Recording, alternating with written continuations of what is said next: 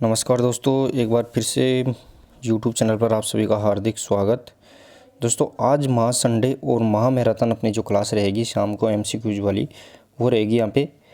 और दोस्तों आज की जो प्रश्नोत्तरी है उसको शुरू करने से पहले अगर चैनल पर पहली बार विजिट कर रहे हैं तो RK फिजिकल एजुकेशन क्लासेस को सब्सक्राइब कर लें और बेल आइकन को प्रेस कर लें ताकि प्रतिदिन की महत्वपूर्ण क्लास का नोटिफिकेशन आपको प्राप्त होता रहे। दोस्तों आज की प्रश्नोत्तरी में ध्यान रखना, लगभग अपन यहाँ पे 200 क्वेश्चनों को सिलेक्ट किए हैं और कितने % अपन करेंगे वो आप समय के अनुसार देखते रहेंगे। अगर ज़्यादातर क्वेश्चन अपन यहाँ पे कोशिश करेंगे ज़्यादातर क्वेश्चन को कवर करने की। दोस्तों आज ये प्रश्नोत्तरी में अपन देखते हैं जैसे कॉमनवेल्थ, किन्सोलॉजी, बायोमैकेनिक्स, इनसे संबंधित मिक्सअप क्वेश्चन आज की प्रश्नोत्तरी में इंपॉर्टेंट क्लासों को अपन ने क्वेश्चन को सिलेक्ट किया है। तो क्लास को शुरू करने से पहले एक बार क्लास को आप शेयर और लाइक जरूर कर दें दोस्तों, फिर अपन यहाँ पे शुरू करते हैं। और आज की प्रश्नोत्तरी में मैं सीधा आपको बता दूँ दोस्तों, ज़्यादा टाइम नहीं लेंगे क्योंकि क्वेश्चन ज़्यादा है, यानी प्रत्येक क्वेश्चन के अपन 5 से 7 सेकंड अपन यहाँ पे लेने वाले हैं। तो आप जल्दी से जल्दी क्वेश्चन का आंसर कमेंट बॉक्स में टाइप करते रहे। तो चलिए दोस्तों, यहाँ पे महा संडे और महा मैराथन के आधार पर जो प्रश्नोत्तरी सेलेक्ट की गई है उसी का जो पहला क्वेश्चन रहेगा वो रहने वाला है। देखिए दोस्तों, यहाँ पे पहला क्वेश्चन, ओलंपिक खेलों में पहली बार शपथ कब प्रारंभ हुई? दोस्तों यहाँ पे ओलंपिक खेलों में पहली बार शपथ कब प्रारंभ हुई है वो अपने को यहाँ पे बताना है। ज़्यादा टाइम नहीं लेंगे दोस्तों, कमेंट बॉक्स में आप तुरंत आंसर टाइप करते रहे। तो चलिए दोस्तों, यहाँ पे प्रश्न नंबर 1 सही आंसर रहेगा दोस्तों, वो रहने वाला है ओलंपिक खेलों में जो शपथ यहाँ पे प्रारंभ की गई थी वो 1920 के एंटवर्प ओलंपिक में की गई थी। प्रश्न नंबर 1 सही आंसर रहेगा दोस्तों यहाँ पे एंटवर्प ओलंपिक। नेक्स्ट और अगला प्रश्न नंबर 2, प्रश्न नंबर 2 देखिए दोस्तों, मालिश का शरीर पर प्रभाव पड़ता है। दोस्तों यहाँ पे मालिश है, मालिश का शरीर पर क्या प्रभाव पड़ता है उसके बारे में अपने को यहाँ पे बताना है। रक्त परिसंचरण, त्वचा, विभिन्न तंत्रों पर या फिर उपरोक्त सभी। प्रश्न नंबर 2 सही आंसर रहेगा दोस्तों यहाँ पे उपरोक्त सभी सिस्टम्स पर मालिश या मसाज का ध्यान रखना है, शरीर पर प्रभाव पड़ता है। और दोस्तों थ्योरी की क्लास अगर आपको देखनी है कंटिन्यू तो आप प्ले लिस्ट में जाकर ध्यान रखना है, प्ले लिस्ट में जाकर आसानी से कंटिन्यू क्लासेस देख सकते हैं। नेक्स्ट और अगला प्रश्न नंबर 3 देखिए दोस्तों, प्रश्न नंबर 3, आधुनिक ओलंपिक खेलों के पिता कौन है? दोस्तों आधुनिक ओलंपिक है, मॉडर्न ओलंपिक है, उनका पिता या जनक कौन है वो अपने को यहाँ पे बताना है। आधुनिक ओलंपिक खेलों की शुरुआत ध्यान रखना है दोस्तों 1896 में हुई थी। वर्तमान में जो 32वां ओलंपिक 2020 टोक्यो ओलंपिक हो गया है वो भी कंप्लीट हो चुका है। तो प्रश्न नंबर 3 और सही आंसर रहेगा दोस्तों यहाँ पे कुबर्टीन है वो आधुनिक ओलंपिक खेलों का जनक या पितामह रहेंगे दोस्तों। नेक्स्ट होगा प्रश्न नंबर 4, दोस्तों जल्दी जल्दी आंसर कमेंट बॉक्स में टाइप करते रहिए, अपन ज़्यादातर क्वेश्चन को कवर करने की कोशिश करेंगे। प्रश्न नंबर 4 देखिए दोस्तों, भारतीय फ्लाइंग सिख कौन है? दोस्तों जो भारतीय फ्लाइंग सिख है वो कौन है वो अपने को यहाँ पे बताना है। भारतीय फ्लाइंग सिख कौन है? इजी रहेगा दोस्तों, प्रश्न नंबर 4 सही आंसर रहेगा दोस्तों भारतीय फ्लाइंग सिख है वो यहाँ पे मिल्खा सिंह रहेगा दोस्तों। प्रश्न नंबर 4 का सही आंसर मिल्खा सिंह, और उसने 1960 के जो रोम ओलंपिक है उसमें 4था स्थान प्राप्त किया था, ये अपने को यहाँ पे फैक्ट याद रखना है। नेक्स्ट और अगला प्रश्न नंबर 5, प्रश्न नंबर 5 देखिए दोस्तों, वैदिक काल का युग है। दोस्तों वैदिक काल का जो टाइम पीरियड है वो कौन सा है वो अपने को यहाँ पे बताना है। वैदिक काल का टाइम पीरियड कौन सा है? दोस्तों ऐसा प्रश्न इंपॉर्टेंट पूछा जाता है, ध्यान रखना टाइम पीरियड वाला। तो प्रश्न नंबर 5 और सही आंसर रहेगा दोस्तों वो रहने वाला है 2000 से 1000 ईसा पूर्व है वो वैदिक काल का टाइम पीरियड रहेगा दोस्तों, यानी 2000 से 1000 ईसा पूर्व, ध्यान रखना ईसा पूर्व। नेक्स्ट और अगला प्रश्न नंबर 6, और क्लास पसंद आती है तो क्लास को टाइम पर शेयर करते रहिए दोस्तों। प्रश्न नंबर 6 देखिए दोस्तों, यहाँ पे बिना घाव की हड्डी टूटना कहलाता है, यानी बिना घाव की हड्डी टूट जाती है तो वो क्या कहलाती है? घाव का मतलब दोस्तों यहाँ पे जो ये अपनी स्किन है, स्किन के अंदर ये हड्डी होती है दोस्तों, मान लो तो ये हड्डी टूट जाती है अंदर लेकिन त्वचा से बाहर नहीं आती है, तो वो क्या कहलाता है? प्रश्न नंबर 6 और सही आंसर रहेगा दोस्तों ये सिंपल फ्रैक्चर कहलाता है। पिक्चर नहीं है दोस्तों, यहाँ पे थोड़ा सा करेक्शन कर लेना, सिंपल फ्रैक्चर, ये पिक्चर नहीं है फ्रैक्चर है दोस्तों, तो सिंपल फ्रैक्चर कहलाता है। नेक्स्ट और अगला प्रश्न नंबर 7 देखिए दोस्तों, प्रश्न नंबर 7, माइकल जॉर्डन किस खेल से संबंधित है? दोस्तों जो माइकल जॉर्डन है वो किस खेल से संबंधित है वो अपने को यहाँ पे बताना है। माइकल जॉर्डन किस खेल से संबंधित है? बास्केटबॉल, फुटबॉल, हॉकी या रग्बी? प्रश्न नंबर 7 और जो सही आंसर रहेगा दोस्तों वो रहने वाला है माइकल जॉर्डन बास्केटबॉल का खिलाड़ी है, ध्यान रखना है दोस्तों यहाँ पे बास्केटबॉल का खिलाड़ी है। नेक्स्ट और अगला प्रश्न नंबर 8 देखिए दोस्तों, प्रश्न नंबर 8,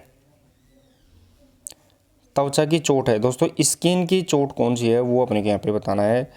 जो स्किन है दोस्तों, यहाँ पे स्किन की इंजरी है वो कौन सी रहेगी दोस्तों, वो अपने को यहाँ पे बताना है। रगड़, अंदर की चोट, खिंचाव या उपरोक्त सभी। तो प्रश्न नंबर 1 का जो सही आंसर रहेगा दोस्तों वो रहने वाला है जो त्वचा की चोट है वो रहेगी दोस्तों। यहाँ पे रगड़ ध्यान रखना है, त्वचा की चोट, रगड़ जिसे अपन एब्रेजन के नाम से जानते हैं। नेक्स्ट और अगला प्रश्न देखें दोस्तों, प्रश्न नंबर 9। प्रश्न नंबर 9 देखें दोस्तों, प्रयास एवं त्रुटि का सिद्धांत किसने दिया है दोस्तों। साइकोलॉजी से रिलेटेड प्रश्न है। प्रयास एवं त्रुटि का सिद्धांत है जिसे अपन ट्रायल एंड एरर के नाम से जानते हैं, किसने दिया है। इजी रहेगा दोस्तों प्रश्न नंबर 9 और सही आंसर रहेगा दोस्तों यहाँ पे प्रयास और त्रुटि का सिद्धांत थोरनडाइक के द्वारा दिया गया है। प्रश्न नंबर 9 सही आंसर रहेगा थोरनडाइक, और इसने बिल्ली, ध्यान रखना है दोस्तों, बिल्ली के ऊपर अपना रिसर्च किया है। नेक्स्ट और अगला प्रश्न नंबर 10। प्रश्न नंबर 10 देखिए दोस्तों, यह नरम उत्तक चोट है, यहाँ पे कौन सी चोट है जो सॉफ्ट टिश्यू इंजरी रहेगी दोस्तों। यहाँ पे सॉफ्ट टिश्यू इंजरी कौन सी है वो अपने यहाँ पे बताना है। सॉफ्ट टिश्यू इंजरी कौन सी रहने वाली है। नरम उत्तक चोट, खिंचाव, रगड़, मोच या फिर उपरोक्त सभी। प्रश्न नंबर 10 सही आंसर रहेगा दोस्तों यहाँ पे उपरोक्त सभी है, वो सॉफ्ट टिश्यू इंजरी रहेगी। साथ ही में दोस्तों हार्ड टिश्यू इंजरी रहती है, वो कौन सी रहती है, तो वो हड्डी की चोट है यानी बोन की इंजरी जिसे अपन फ्रैक्चर कहते हैं, वो हार्ड टिश्यू इंजरी रहती है। नेक्स्ट और अगला प्रश्न नंबर 11 देखें दोस्तों, क्लास को भी शेयर करते रहे दोस्तों। प्रश्न नंबर 11, प्रश्न नंबर 11 रहेगा दोस्तों यहाँ पे प्रकृतिवाद आधारित है। प्रकृतिवाद है वो किस पर आधारित है वो अपने को यहाँ पे बताना है। विचारों पर, मन पर, प्रकृति पर, उपरोक्त में से कोई नहीं। प्रश्न नंबर 11 का जो सही आंसर रहेगा दोस्तों वो रहने वाला है प्रकृतिवाद है वो यहाँ पे प्रकृति पर आधारित रहेगा। सही आंसर रहेगा दोस्तों यहाँ पे प्रकृति। नेक्स्ट और अगला प्रश्न नंबर 12 देखिए दोस्तों। प्रश्न नंबर 12, प्रश्न नंबर 12 रहेगा वह अदृश्य है परंतु हमेशा उपस्थित रहता है गति में। यानी अदृश्य तो है लेकिन हर बार उपस्थित रहता है, किसके अंदर, गति में उपस्थित रहता है। तो वो क्या है वो अपने को यहाँ पे बताना है। बल, ऊर्जा, भार या उपरोक्त में से कोई नहीं। प्रश्न नंबर 12 का जो सही आंसर रहेगा दोस्तों वो रहने वाला है बल है, फोर्स है, वो हर बार उपस्थित रहता है, किसमें, गति में, लेकिन वो अदृश्य होता है, दिखाई नहीं देता है। नेक्स्ट और अगला प्रश्न नंबर 13 देखिए दोस्तों। प्रश्न नंबर 13, आदर्शवाद जिसे अपन आइडियलिज्म के नाम से जानते हैं आधारित है। आदर्शवाद है वो किस पर आधारित है वो अपने यहाँ पे बताना है। मन पर, व्यवहार, सोचने या विचारों पर। प्रश्न नंबर 13 सही आंसर रहेगा दोस्तों वो रहने वाला है विचारों पर आधारित रहेगा। जो आइडियलिज्म है वो विचारों पर आधारित रहेगा दोस्तों। नेक्स्ट और अगला प्रश्न नंबर 14 देखें दोस्तों। प्रश्न नंबर 14, प्रश्न नंबर 14 रहेगा दोस्तों यहाँ पे शारीरिक शिक्षा में व्यक्तित्व का विकास किसके तहत होता है। दोस्तों शारीरिक शिक्षा के अंदर जो व्यक्तित्व होता है, पर्सनैलिटीज, इसका डेवलपमेंट है वो किसके तहत होता है वो अपने यहाँ पे बताना है। व्यवहारवाद, आदर्शवाद, प्रकृतिवाद, मानवतावाद। चलिए दोस्तों प्रश्न नंबर 14 सही आंसर रहेगा दोस्तों वो रहने वाला है आदर्शवाद के अकॉर्डिंग। ध्यान रखना है दोस्तों प्रश्न नंबर 14 का आदर्शवाद के अकॉर्डिंग व्यक्तित्व का विकास होता है, यानी आदर्श व्यक्ति ही सभी क्षेत्र में अपना विकास कर पाता है। नेक्स्ट और अगला प्रश्न नंबर 15 देखें दोस्तों। प्रश्न नंबर 15 दोस्तों खेल से संबंधित सोनाक्षी राठौड़ का संबंध किससे है। दोस्तों जो सोनाक्षी राठौड़ है इसका संबंध किससे है वो अपने यहाँ पे बताना है। शतरंज, टेबल टेनिस, कैरम या बैडमिंटन। सोनाक्षी राठौड़ का संबंध किससे है। दोस्तों आज की प्रश्न उत्तर में अपन ने मिक्सअप क्वेश्चन को शामिल किया है। लगभग सभी पार्ट से अपन क्वेश्चन इसमें सेलेक्ट करके लाए हैं, लेकिन कितने प्रश्न अपन कर पाते हैं वो अपनी कोशिश रहेगी, ज़्यादा से ज़्यादा प्रश्न अटेंड करें। प्रश्न नंबर 15 सही आंसर रहेगा दोस्तों सोनाक्षी राठौड़ का जो संबंध है वो रहेगा दोस्तों यहाँ पे शतरंज से, यानी चेस से इसका संबंध होता है दोनों दोस्तों। नेक्स्ट और अगला प्रश्न नंबर 16 देखिए दोस्तों। प्रश्न नंबर 16 पिंग पोंग संबंधित है। दोस्तों यहाँ पे पिंग पोंग है वो किससे संबंधित है वो अपने यहाँ पे बताना है। पिंग पोंग किससे संबंधित है दोस्तों। इसका दूसरा नाम पिंग पोंग को अपन गोसिमा भी बोलते हैं, गोसिमा। वीहप भी इसे अपन बोलते हैं, वीहप। और प्रश्न पूछा गया है शारीरिक शिक्षा भर्ती 2018 में। तो पिंग पोंग को अपन किस नाम से जानते हैं दोस्तों। यहाँ पे टेबल टेनिस है उसे अपन टीटी, जैसे पिंग पोंग, वीहप, गोसिमा इनके उपनाम है दोस्तों, ये अपन को याद रखना है। नेक्स्ट और अगला प्रश्न नंबर 17 देखिए। प्रश्न नंबर 17 एस का संबंध है दोस्तों। यहाँ पे शब्द है ACE, एस का संबंध किससे है। शारीरिक शिक्षा भर्ती 2013 ध्यान रखना है दोस्तों, और 2018 लगातार पूछा गया प्रश्न है, repeat question.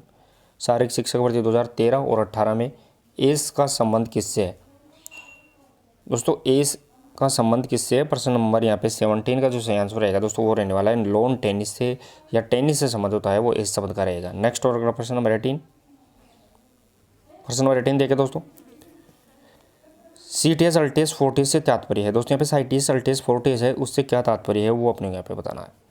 CTS Altis Fortis है दोस्तों, इसका तात्पर्य क्या है वो अपने यहाँ पे बताना है। प्रश्न नंबर 18 का जो सही आंसर रहेगा दोस्तों रहने वाला है फास्टर हायर स्ट्रॉन्गर। ध्यान रखना है दोस्तों, फास्टर हायर और स्ट्रॉन्गर होता है वो यहाँ पे सीटीएस अल्टेस फोर्टिस, और साथ में अब इसमें टुगेदर शब्द भी जोड़ दिया गया है जिसे पर कम्युनिकेटर के नाम से जानते हैं। नेक्स्ट और अगला प्रश्न नंबर 19, प्रश्न नंबर 19 देखिए दोस्तों, यहाँ पे क्लासिकल एज का संबंध है। दोस्तों यहाँ पे जो क्लासिकल एज है इसका संबंध किससे है? एथेंस, होमर काल, डेनमार्क या स्पार्टा। दोस्तों क्लासिकल एज का संबंध किससे है? प्रश्न नंबर यहाँ पे 19 सही आंसर रहेगा दोस्तों। क्लासिकल एज का जो संबंध रहेगा दोस्तों वो रहने वाला है एथेंस काल से संबंधित क्लासिकल एज रहेगी। प्रश्न नंबर 19 सही आंसर रहेगा यहाँ पे एथेंस काल। नेक्स्ट और अगला प्रश्न नंबर 20, प्रश्न नंबर 20 देखिए दोस्तों, अनुभव एवं प्रशिक्षण। ध्यान रखना दोस्तों, अनुभव एवं प्रशिक्षण द्वारा व्यवहार में परिवर्तन क्या कहलाता है? अनुभव और प्रशिक्षण के द्वारा व्यवहार में जो परिवर्तन आ जाता है वो क्या कहलाता है? ये अपने को डेफिनेशन है दोस्तों, ये डेफिनेशन किससे संबंधित रहेगी?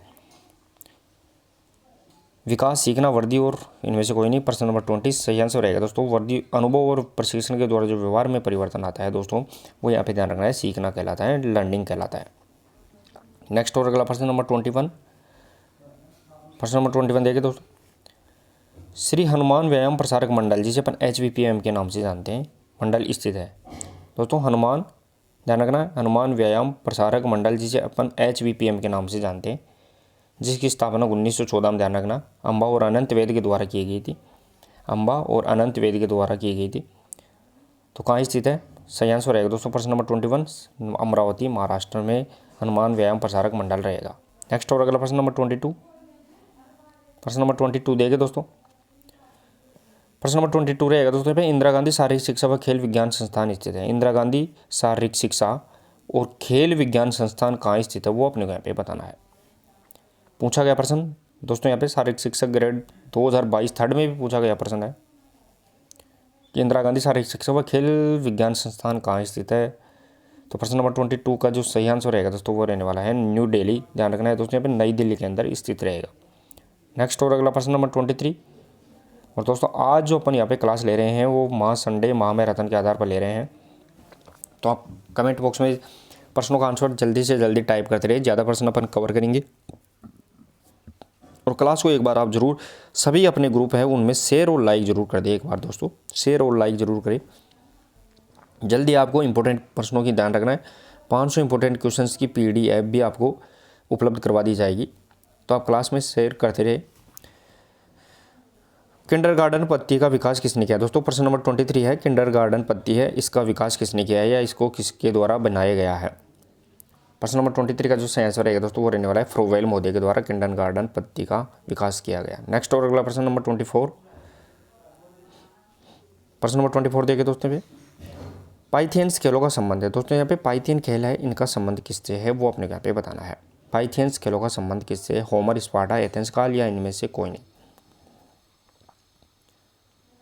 प्रश्न नंबर 24 का सही आंसर रहेगा दोस्तों यानी एथेंस काल है, इससे यहाँ पे पाइथियन खेलों का संबंध रहेगा। दोस्तों यूनान है, यूनान को 4 कालों में बांटा गया है, वो अपने को यहाँ पे फैक्ट याद रखने हैं, जिसे अपन एथेंस, होमर काल, होमर, पूर्व एथेंस, उत्तर एथेंस और स्पार्टा के नाम से जानते हैं।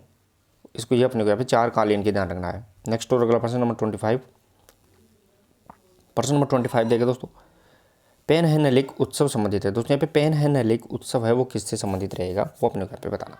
दोस्तों पेनहेनलिक उत्सव में कितने खेलों को? 4 खेलों को शामिल किया जाता था, 4 खेलों को, जिसमें पाइथियन, इस्थमियन, नीमियन और ओलंपस, ये 4 खेल थे। ध्यान रखना है दोस्तों, ओलंपस, पाइथियन, इस्थमियन और नीमियन, ये 4 खेलों को शामिल किया गया था। इन 4 खेलों को मिला के अपन किस नाम से जानते हैं? तो पेनहेनलिक उत्सव के नाम से जानते हैं। प्रश्न नंबर 25 का सही आंसर रहेगा दोस्तों यहाँ पे एथेंस के अंदर पेन हेलेनिक खेलों का आयोजन या उत्सव किया जाता था। नेक्स्ट और अगला प्रश्न नंबर 26 देखिए दोस्तों, प्रश्न नंबर 26 अंतर्मुखी व्यक्तित्व वाले व्यक्ति रुचि रखते हैं। दोस्तों जो इंट्रोवर्ट व्यक्ति होते हैं वो किस में रुचि रखते हैं वो अपने यहाँ पे बताना है। इंट्रोवर्ट, एक्सट्रोवर्ट या एम्फीवर्ड यानी 3 प्रकार के अंतर्मुखी, उभयमुखी और बहिर्मुखी व्यक्ति होते हैं। तो अंतर्मुखी जो व्यक्ति होते हैं वो किसमें रुचि रखते हैं? प्रश्न नंबर 26 का सही आंसर रहेगा दोस्तों यहाँ पे स्वयं यानी खुद के अंदर ही वो अपने अपने विचारों के अंदर ही रुचि रखते हैं, दूसरों में विचार रुचि नहीं लेते हैं। नेक्स्ट और अगला प्रश्न नंबर 27। प्रश्न नंबर 27 देखिए दोस्तों, पेस दौड़ों का संबंध किससे है? दोस्तों जो पेस दौड़ होती है उनका संबंध किससे है वो अपने यहाँ पे बताना है। गति, लचीलापन, दमखम, शक्ति। पेस दौड़ों का संबंध किससे रहेगा दोस्तों? पूछा गया प्रश्न है दोस्तों, इंपॉर्टेंट क्वेश्चन भी रहेगा, पूछा गया बार बार पूछा गया, लगभग 2 बार से ज़्यादा रिपीट हुआ क्वेश्चन है। प्रश्न नंबर 27 और सही आंसर रहेगा दोस्तों यहाँ पे पेस दौड़ों का संबंध यहाँ पे दमखम, जिसे अपन एंडोरेंस के नाम से जानते हैं दोस्तों यहाँ पे एंडोरेंस, इस एंडोरेंस यानी सहन शक्ति से रहेगा। नेक्स्ट और अगला प्रश्न नंबर 28 देखिए दोस्तों। प्रश्न नंबर 28, खाली समय का सदुपयोग होता है दोस्तों, जो खाली टाइम होता है उसका सदुपयोग क्या होता है वो अपने यहाँ पे बताना है। दोस्तों खाली समय का सदुपयोग होता है, इसे अपन लाइसर शब्द भी कहते हैं, लाइसर। तो प्रश्न नंबर 28 का जो सही आंसर रहेगा दोस्तों वो रहने वाला खाली समय का जो सदुपयोग होता है वो पिकनिक के अंदर रहेगा दोस्तों यहाँ पे पिकनिक, जिसे अपन शिविर के नाम से भी जानते हैं, शिविर और यह पिकनिक से संबंधित रहेगा। नेक्स्ट और अगला प्रश्न नंबर 29 देखें दोस्तों। और क्लास पसंद आ रही है तो क्लास को शेयर और लाइक जरूर ज़्यादा से ज़्यादा करते रहे। प्रश्न नंबर 29, फाटलेख प्रशिक्षण का संबंध है दोस्तों यहाँ पे फाटलेख प्रशिक्षण का संबंध है वो किससे है वो अपने यहाँ पे बताना है। साथ ही में दोस्तों मैं आपको बता दूं फाटलेख जो शब्द है वो किससे आया है, तो वो स्वीडिश शब्द है, ध्यान रखना स्वीडिश शब्द है सबसे पहले तो प्रश्न नंबर 29 और सही आंसर रहेगा दोस्तों यहाँ पे फाटलेख प्रशिक्षण का संबंध होता है वो यहाँ पे दमखम, जिसे अपन एंडोरेंस के नाम से जानते हैं, उससे होता है। ध्यान रखना है दोस्तों यहाँ पे दमखम, और हिंदी में अपन इसे सहनशीलता या फिर एंडोरेंस के नाम से इसे अपन जानते हैं। नेक्स्ट और अगला प्रश्न नंबर 30 देखिए दोस्तों। प्रश्न नंबर 30, ट्रेकिया का संबंध है दोस्तों यहाँ पे ट्रेकिया है, इसका संबंध किससे है वो अपने यहाँ पे बता रहा है। दोस्तों ट्रेकिया है, इसका संबंध किससे रहेगा? ट्रेक अपन इंग्लिश में दोस्तों किस नाम से जानते हैं? तो इंग्लिश में इसे अपन विंड पाइप के नाम से जानते हैं दोस्तों यहाँ पे विंड पाइप। तो ट्रेकिया का संबंध किससे रहेगा दोस्तों यहाँ पे रेस्पिरेटरी यानी श्वसन तंत्र से ध्यान रखना है दोस्तों, इसे अपन रेस्पिरेटरी सिस्टम के नाम से भी इसे अपन जानते हैं। नेक्स्ट और अगला प्रश्न नंबर 31। प्रश्न नंबर 31 देखिए दोस्तों यहाँ पे सभी टीमों को एक दूसरे के साथ खेलना होता है, यानी जितनी भी टीम है वो सभी टीमें एक दूसरे के साथ खेलेगी, तो कौन सा टूर्नामेंट हो जाएगा वो कौन सा टूर्नामेंट कहलाएगा वो अपने यहाँ पे बताना है। सभी टीमों को एक दूसरे के साथ खेलना होता है, challenge combination league knockout.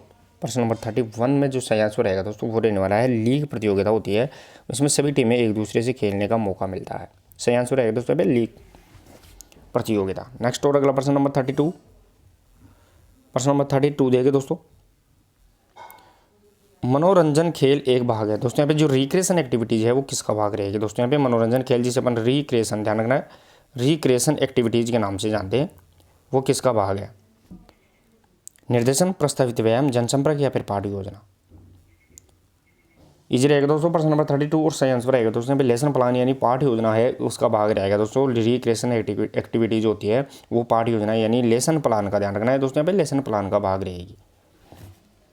Next और अगला प्रश्न नंबर देखिए दोस्तों 33। प्रश्न नंबर 33,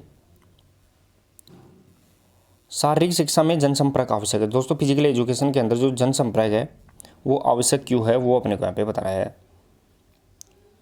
शारीरिक शिक्षा के उद्देश्य शारीरिक योग्यता स्वास्थ्य के लिए या उपरोक्त सभी के लिए, यानी जनसंपर्क क्यों किया जाता है, पब्लिक मीटिंग क्यों की जाती है, लोगों से क्यों मिला जुला जाता है फिजिकल एजुकेशन के अंतर्गत।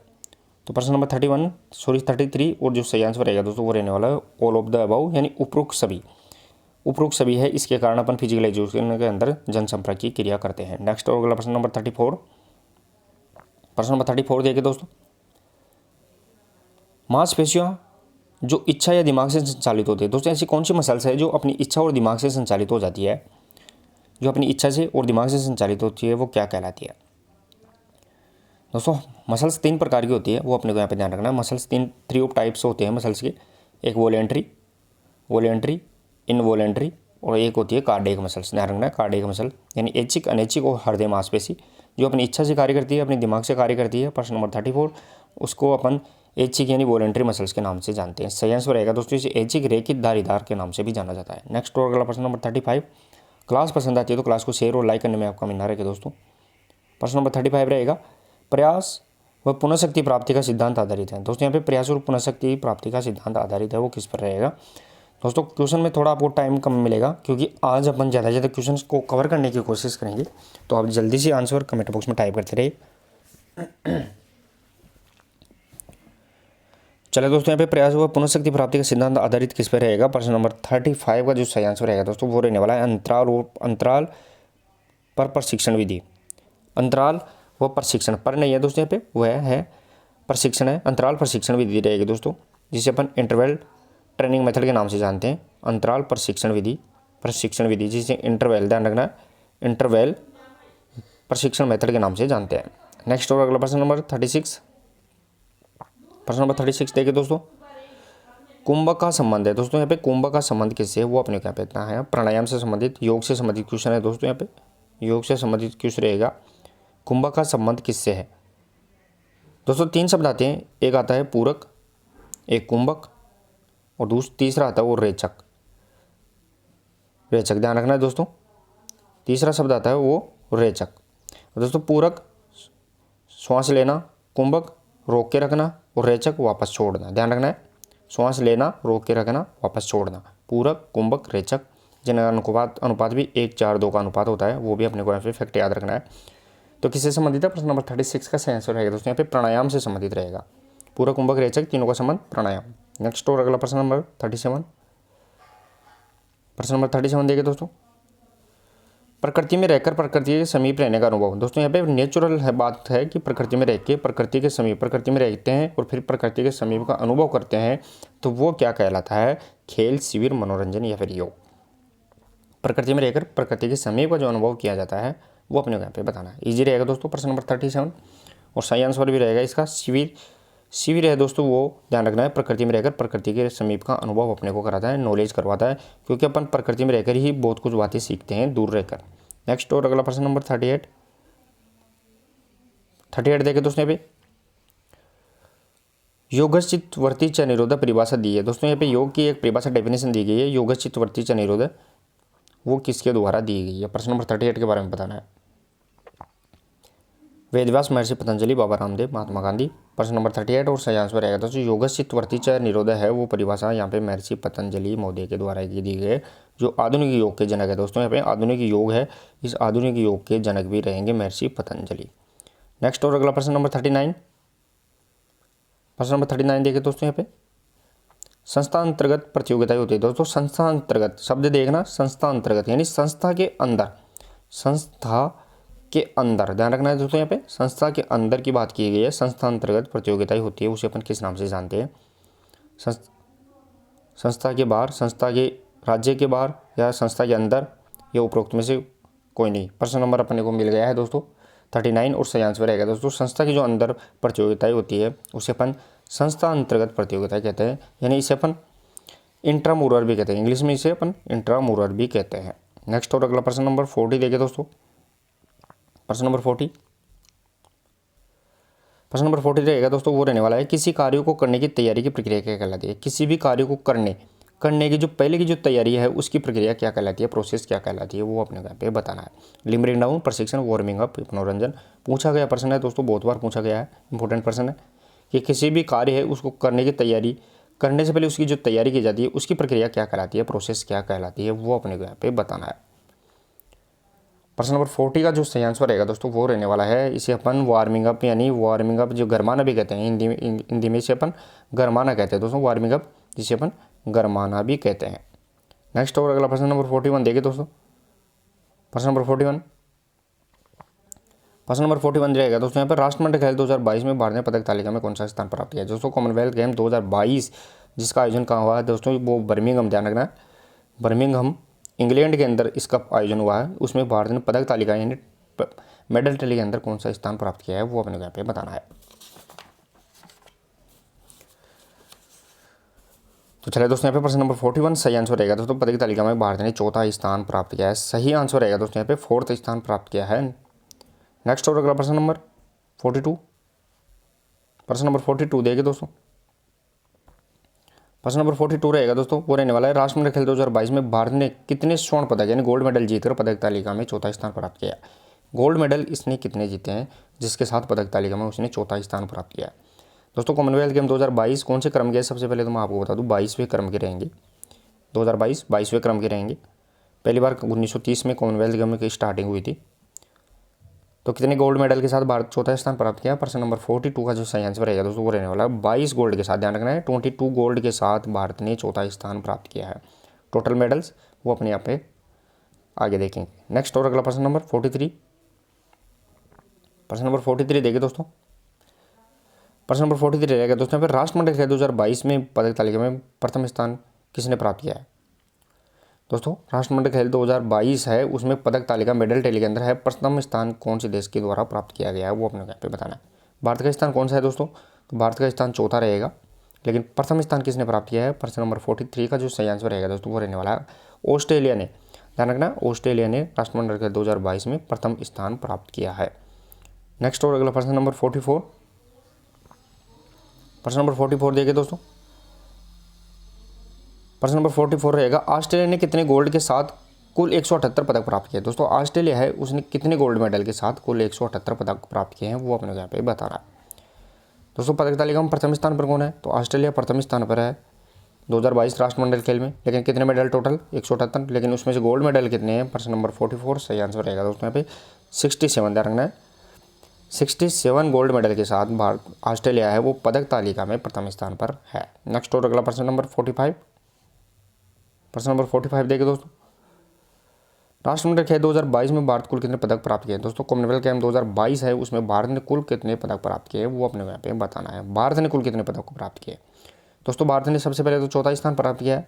साथ ही में दोस्तों मैं आपको बता दूं गोल्ड कितने जीते, तो गोल्ड अपन देख लिए हैं, भारत ने 22 गोल्ड मेडल जीते हैं, लेकिन टोटल मेडल कितने हैं। प्रश्न नंबर 45 के बारे में सही आंसर रहेगा दोस्तों में 61। ध्यान रखना है 61 मेडल, टोटल 61 मेडल है, उनमें से यहाँ पे ध्यान रखना है 22 गोल्ड मेडल है और चौथा स्थान प्राप्त किया है। नेक्स्ट और अगला प्रश्न नंबर 46। और क्लास को ज़्यादा से ज़्यादा शेयर, ध्यान रखा है दोस्तों शेयर और लाइक में कमी ना रखे, आपको कंटेंट दिया जा रहा है उसके आधार पर आपकी जिम्मेदारी भी बनती है कि आप शेयर और लाइक ज़्यादा करते रहे, ताकि और भी दोस्तों को इसका ज़्यादा से ज़्यादा फायदा मिलता रहे। तो यहाँ से मेरे को भी मोटिवेशन मिलता है। प्रश्न नंबर 46 देखिए दोस्तों। टाइम ज़्यादा नहीं मिलेगा दोस्तों क्वेश्चंस के आंसर देने में, तो आप जल्दी से जल्दी टाइप करते रहिए, क्योंकि आज अपन ज़्यादातर क्वेश्चन को कवर करने की कोशिश करेंगे। राष्ट्रमंडल खेल 2022 कौन से क्रम के थे, वो मैंने बता भी दिया है दोस्तों पहले। राष्ट्रमंडल खेल 2022 जिसका आयोजन कहाँ हुआ दोस्तों, जिनका आयोजन ध्यान रखना है बर्मिंघम जो इंग्लैंड है, इस इंग्लैंड के इनके अंदर आयोजन हुआ है। क्रम कौन सा है इनका, वो अपने को यहाँ पे बताना है। तो प्रश्न नंबर 46 और सही आंसर रहेगा दोस्तों यहाँ पे 22वें क्रम के हैं, वो अपने को यहाँ पे ध्यान रखना है 22वें क्रम के रहेंगे। और दोस्तों जो पहले राष्ट्रमंडल खेला है उसका आयोजन 1930 में हैमिल्टन कनाडा में हुआ था। नेक्स्ट और अगला प्रश्न नंबर 47 देखिए दोस्तों। प्रश्न नंबर 47। राष्ट्रमंडल खेल 2026 का आयोजन ध्यान रखना है कौन से देश में किया जाएगा, वो अपने को यहाँ पे बताना है। राष्ट्रमंडल खेल यानी कॉमनवेल्थ गेम है दोस्तों। इस कॉमनवेल्थ गेम 2026 जो क्रम कौन सा रहेगा, क्रम 23वां रहेगा दोस्तों, 23वें क्रम की। तो इनका आयोजन है वो कौन से देश में किया जाएगा, वो अपने यहाँ पे बताना है। प्रश्न नंबर 47 का जो सही आंसर रहेगा दोस्तों वो रहने वाला है यहाँ पे ध्यान रखना है ऑस्ट्रेलिया। ऑस्ट्रेलिया में किया जाएगा, और ऑस्ट्रेलिया के कौन से शहर में ध्यान रखना है, तो वो विक्टोरिया, ध्यान रखना है विक्टोरिया शहर में किया जाएगा, विक्टोरिया के अंदर किया जाएगा। नेक्स्ट और अगला प्रश्न नंबर 48। प्रश्न नंबर 48 देखिए दोस्तों यहाँ पे प्रथम राष्ट्रमंडल खेल का आयोजन कौन से देश में किया गया। जो प्रथम कॉमनवेल्थ गेम है उनका आयोजन है वो कौन से देश में किया गया था, वो अपने यहाँ पे बताना है। प्रथम कॉमनवेल्थ गेम्स का आयोजन है कौन से देश में किया गया था। प्रश्न नंबर 48 का सही आंसर रहेगा दोस्तों यहाँ पे प्रथम राष्ट्रमंडल खेल का आयोजन है वो कनाडा, ध्यान रखना है दोस्तों यहाँ पे कनाडा। और कनाडा का कौन सा शहर है वो ध्यान रखना है हैमिल्टन, ध्यान रखना है हैमिल्टन शहर के अंदर किया गया था। नेक्स्ट और अगला प्रश्न नंबर 49। प्रश्न नंबर 49 देखिए दोस्तों। प्रश्न नंबर 49 रहेगा दोस्तों यहाँ पे प्रथम राष्ट्रमंडल खेलों का आयोजन कौन से वर्ष में किया गया था। दोस्तों प्रथम जो कॉमनवेल्थ गेम है इनका आयोजन है वो कौन से ईयर यानी वर्ष में किया गया था, वो अपने यहाँ पे बताना है। साथ ही में दोस्तों मैं आपको बता दूँ इनका आयोजन कब किया गया था, कौन से देश में किया गया था, तो वो कनाडा, अपने क्वेश्चन देख लिया है, कनाडा के अंदर इनका आयोजन किया गया था हैमिल्टन के अंदर। लेकिन कौन से ईयर में किया गया था, प्रश्न नंबर 49 का सही आंसर रहेगा दोस्तों यहाँ पे 1930, ध्यान रखना है 1930 में किया गया था प्रथम राष्ट्रमंडल कॉमनवेल्थ गेम्स का आयोजन। नेक्स्ट और अगला प्रश्न नंबर 50। प्रश्न नंबर 50 देखिए दोस्तों, भारत ने राष्ट्रमंडल खेल का आयोजन कब किया? दोस्तों भारत में कॉमनवेल्थ गेम राष्ट्रमंडल खेल का आयोजन कब किया गया वो अपने को यहाँ पे बताना है। दोस्तों भारत में राष्ट्रमंडल खेल का आयोजन कब किया गया?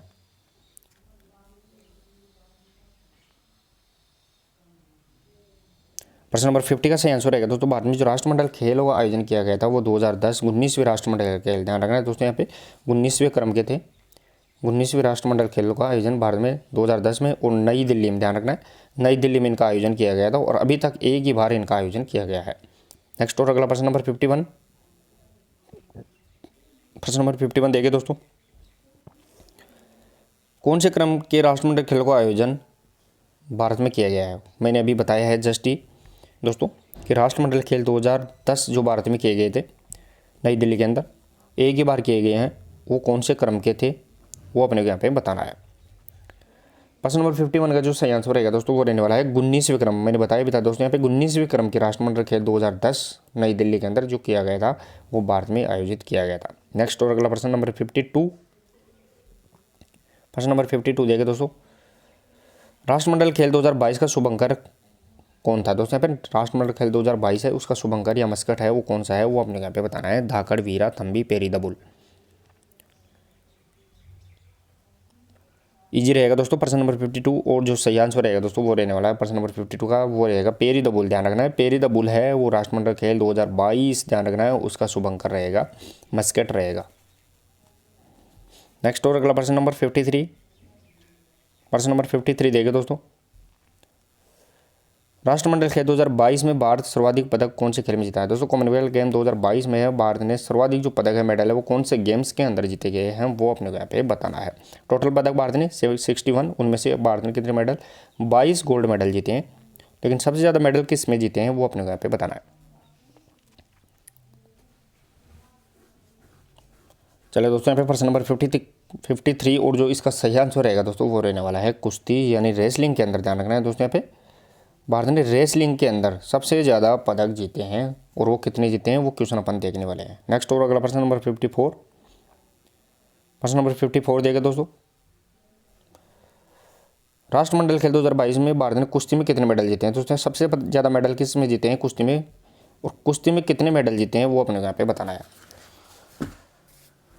प्रश्न नंबर 54 का जो सही आंसर रहेगा दोस्तों वो रहने वाला है कुश्ती के अंदर भारत ने 12 मेडल जीते हैं, उनमें से ध्यान रखना है दोस्तों यहाँ पे आपको बता दूं मैं 12 मेडल में से 6 तो गोल्ड मेडल, 1 सिल्वर मेडल और 5 ब्रॉन्ज मेडल। ध्यान रखना है दोस्तों यहाँ पे 6 गोल्ड, 1 सिल्वर और 5 ब्रॉन्ज, इस प्रकार टोटल कुश्ती के अंदर 12 मेडल प्राप्त किए हैं। 61 मेडल्स में से 12 मेडल यहाँ पे ध्यान रखना है कुश्ती रेसलिंग के अंदर प्राप्त किए हैं।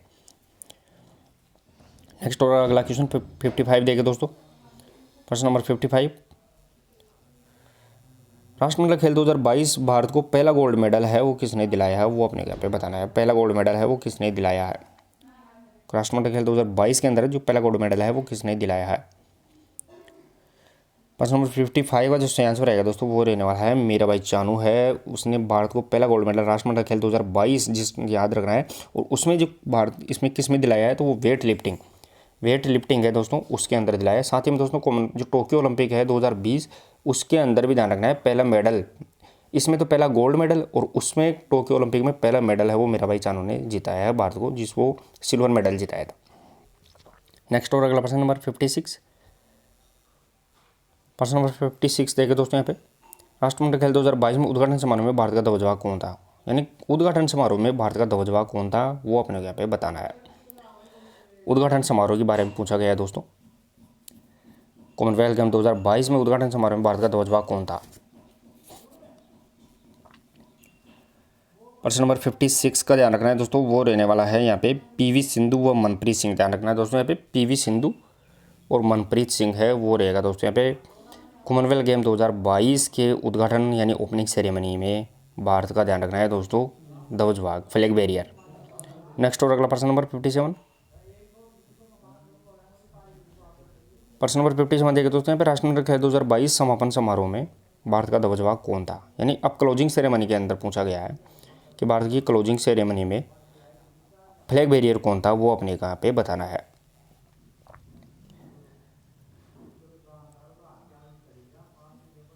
प्रश्न नंबर यहाँ पे 57 का जो सही आंसर रहेगा दोस्तों वो रहने वाला है शरत कमल व निखत जरीन। ध्यान रखना है दोस्तों, यहाँ पे शरत कमल और निखत जरीन है वो भारत के कॉमनवेल्थ गेम 2022 के समापन समारोह में, ध्यान रखना है दोस्तों, क्या रहेगा, फ्लैग बैरियर ध्वजवाहक रहेगा। नेक्स्ट और अगला प्रश्न नंबर 58।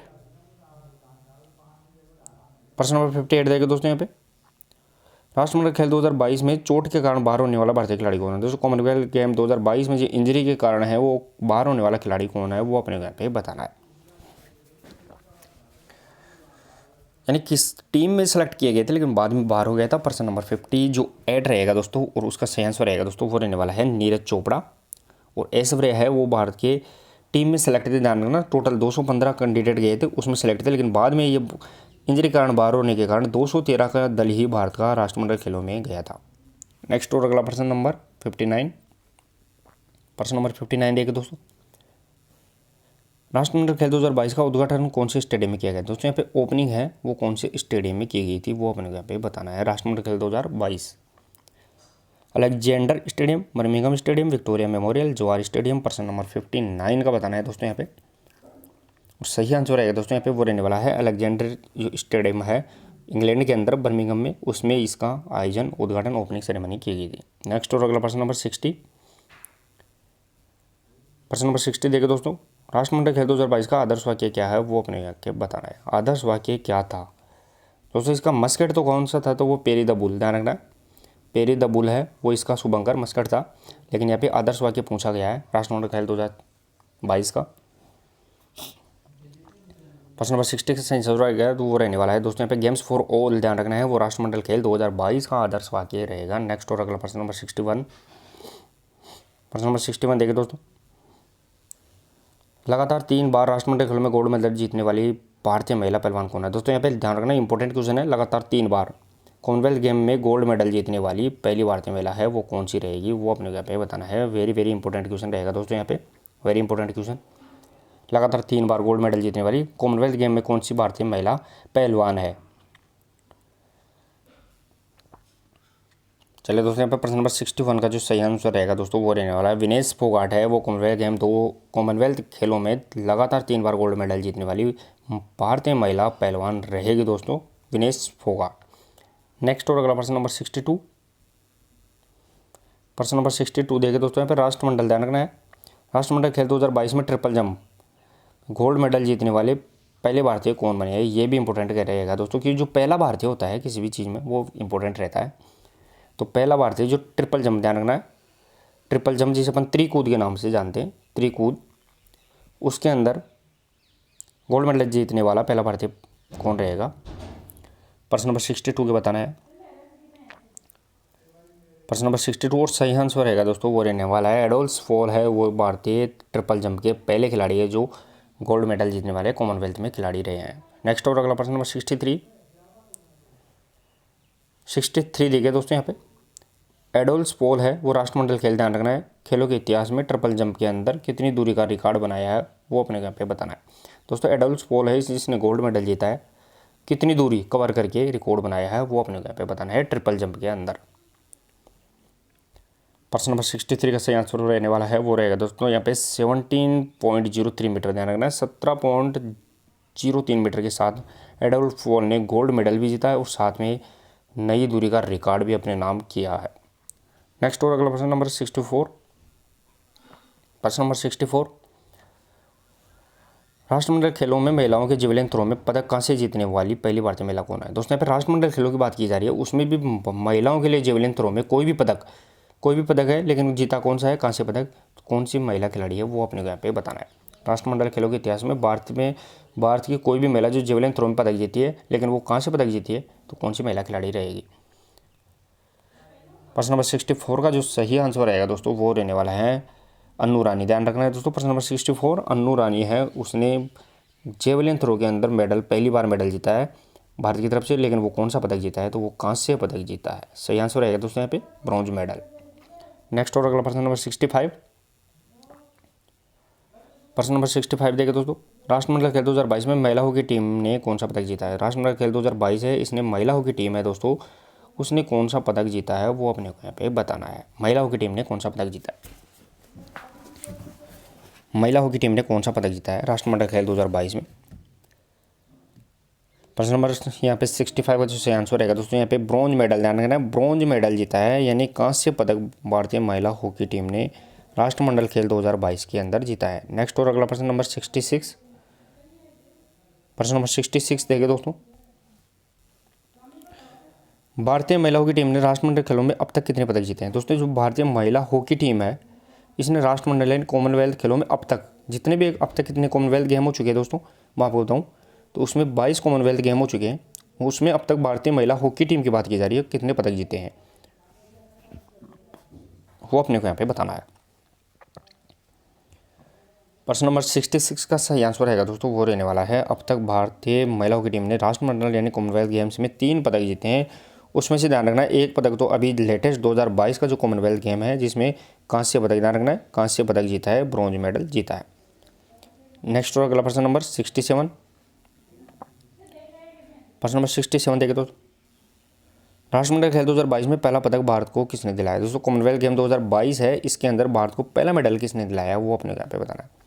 साथ ही में दोस्तों पहला गोल्ड मेडल पूछा जाए तो वो किसने दिलाया था, मीराबाई चानू ने। पहला गोल्ड मेडल है वो मीराबाई चानू ने दिलाया था, लेकिन पहला पदक ही पूछा गया है तो वो किसने दिलाया है। प्रश्न नंबर 67 का जो सही आंसर रहेगा दोस्तों वो रहने वाला है संकेत महादेव, ध्यान रखना है दोस्तों यहाँ पे संकेत महादेव सरगर है इसके द्वारा दिलाया गया था। नेक्स्ट और अगला प्रश्न नंबर 68, प्रश्न नंबर 68 देखिए दोस्तों, भारत में प्रथम बार कौन से राष्ट्रमंडल खेलों में भाग लिया। दोस्तों भारत है वो प्रथम बार है वो कौन से कॉमनवेल्थ गेम्स में भाग लिया है उसके बारे में अपने को यहाँ पे बताना है।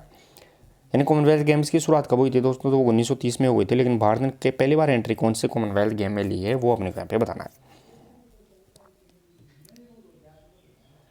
प्रश्न नंबर 68 का जो आंसर रहेगा दोस्तों, भारत ने जो पहली बार एंट्री ली है वह दूसरे कॉमनवेल्थ गेम हुए थे 1934 के अंदर, उसमें भारत ने एंट्री की थी। यानी पहले जो शुरुआत हुआ था 1930 में उसमें भारत ने एंट्री नहीं ली, यानी 1934 के कॉमनवेल्थ गेम्स में भारत ने हिस्सा लिया था, तब से लगातार अब तक ले रहा है। नेक्स्ट और अगला प्रश्न नंबर 69, प्रश्न नंबर 69 देखें दोस्तों, राष्ट्रमंडल खेलों में पदक जीतने वाले प्रथम भारतीय कौन है। दोस्तों जो कॉमनवेल्थ गेम्स है उसमें जो पदक जीतने वाले हैं अब तक वो प्रथम भारतीय कौन है वो अपने को यहाँ पे बताना है। 2022 की बात नहीं कर रहे हैं दोस्तों, टोटल बात कर रहे हैं। उसमें सबसे पहले यानी 1930 में स्टार्ट हुए थे और भारत ने पहली बार भाग लिया था 1934 में, तब से लेकर पहली बार जो कॉमनवेल्थ गेम है उसमें पदक पहला भारतीय कौन जीता है। 69 का आंसर बताना है दोस्तों, सही आंसर रहेगा दोस्तों यहाँ पे वो रहने वाला है राशिद अनवर है दोस्तों, उसने कॉमनवेल्थ गेम में भारत की तरफ से पहला पदक जीता है। और ये कौन से खेल से संबंधित है दोस्तों, तो ये ध्यान रखना है कुश्ती का खिलाड़ी है। और पहला मेडल जो जीता था भारत ने कॉमनवेल्थ में वो कांस्य पदक, यानी इसने कांस्य पदक जीता था, किसने, राशिद अनवर ने कुश्ती के अंदर। नेक्स्ट और अगला प्रश्न नंबर 70 देगा दोस्तों, प्रश्न नंबर 70, नई दिल्ली राष्ट्रमंडल खेल 2010 में भारत ने कितने पदक जीते थे। दोस्तों यहाँ पे जो नई दिल्ली में भारत में अब तक एक ही बार कॉमनवेल्थ गेम हुआ है 2010 में 19वें क्रम के, तो भारत ने उसमें कितने पदक जीते हैं वो अपने यहाँ पे बताना है। प्रश्न नंबर 70 का जो सही आंसर रहेगा दोस्तों वो रहने वाला है 101 पदक जीते हैं भारत ने कॉमनवेल्थ गेम के अंदर 2010 नई दिल्ली के अंदर। और अब तक का सबसे ज़्यादा, ध्यान रखना, अब तक का सबसे अच्छा रिकॉर्ड भी यही है। और ध्यान रखना है दोस्तों यहाँ पे कितने गोल्ड मेडल जीते थे इसमें वो भी मैं आपको बता दूं, तो इसमें टोटल 101 पदक जीते थे, लेकिन उसमें से गोल्ड कितने थे, तो 101 में से गोल्ड है वो 39 गोल्ड है, 26 सिल्वर और 36 ब्रॉन्ज मेडल है। ध्यान रखना है दोस्तों 39 गोल्ड, 26 सिल्वर और 36 ब्रॉन्ज के साथ टोटल 101 पदक जीते थे 2010 कॉमनवेल्थ गेम जो 19वें क्रम के थे और पहली बार भारत में हुए थे, वो भी अपने को यहाँ पे फैक्ट याद रखना।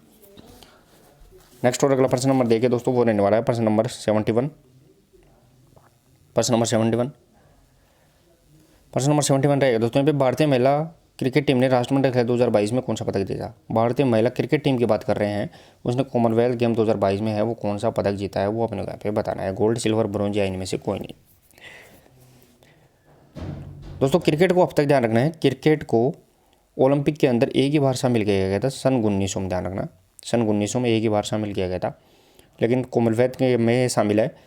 और भारतीय महिला क्रिकेट टीम है उसने कौन सा पदक जीता था। प्रश्न नंबर 71 का जो सही आंसर रहेगा दोस्तों वो रहने वाला है सिल्वर मेडल, ध्यान रखना सिल्वर मेडल जीता था। प्रश्न नंबर 71 सही आंसर रहेगा दोस्तों यहाँ पे सिल्वर मेडल। नेक्स्ट और अगला प्रश्न नंबर 72। प्रश्न नंबर 72 देखिए दोस्तों, राष्ट्रमंडल खेल 2022 में कितने नए खेलों को शामिल किया गया था। कॉमनवेल्थ गेम 2022 है, उसमें कितने नए खेलों को शामिल किया गया था वो अपने को यहाँ पे बताना है। 10, 5, 3 या फिर 4 न्यू खेल कितने इसमें एंटर किए गए थे। कॉमनवेल्थ गेम 2022 की बात की जा रही है दोस्तों। प्रश्न नंबर 72 का जो सही आंसर है वो रहेगा दोस्तों यहाँ पे 3 नए खेलों को कॉमनवेल्थ गेम 2022 के अंदर यहाँ पे शामिल किया गया था। नेक्स्ट और अगला प्रश्न नंबर 73।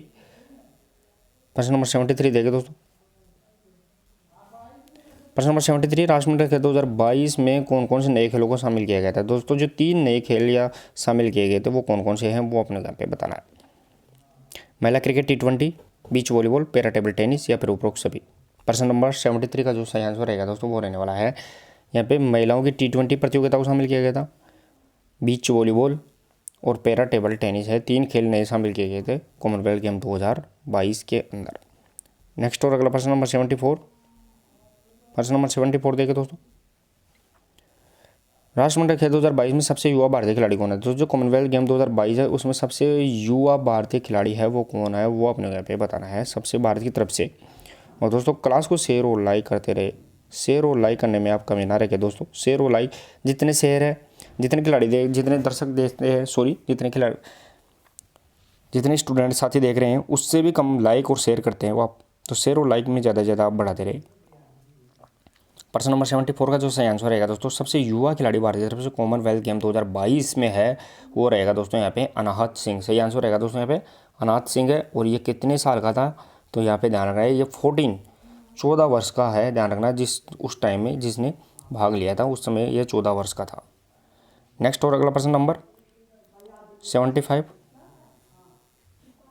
प्रश्न नंबर 75 देखिए दोस्तों यहाँ पे, राष्ट्रमंडल खेल 2022 में ट्राइथलॉन में भाग लेने वाले पहले भारतीय कौन है। दोस्तों ये भी इंपॉर्टेंट क्वेश्चन बनेगा क्योंकि जो पहली बार भाग लेते हैं, पहली बार वो होता है वो इंपॉर्टेंट होता है। तो ट्राइथलॉन में भाग लेने वाला पहले भारतीय कौन बना है। अबू बकर, अनाहत सिंह, प्रज्ञा मोहन, आर्या विंसन। प्रश्न नंबर 75 का जो सही आंसर रहेगा दोस्तों यहाँ पे प्रज्ञा मोहन है, वो ट्राइथलॉन में भारत की तरफ से भाग लेने वाला पहला भारतीय रहेगा दोस्तों, प्रज्ञा मोहन ट्राइथलॉन।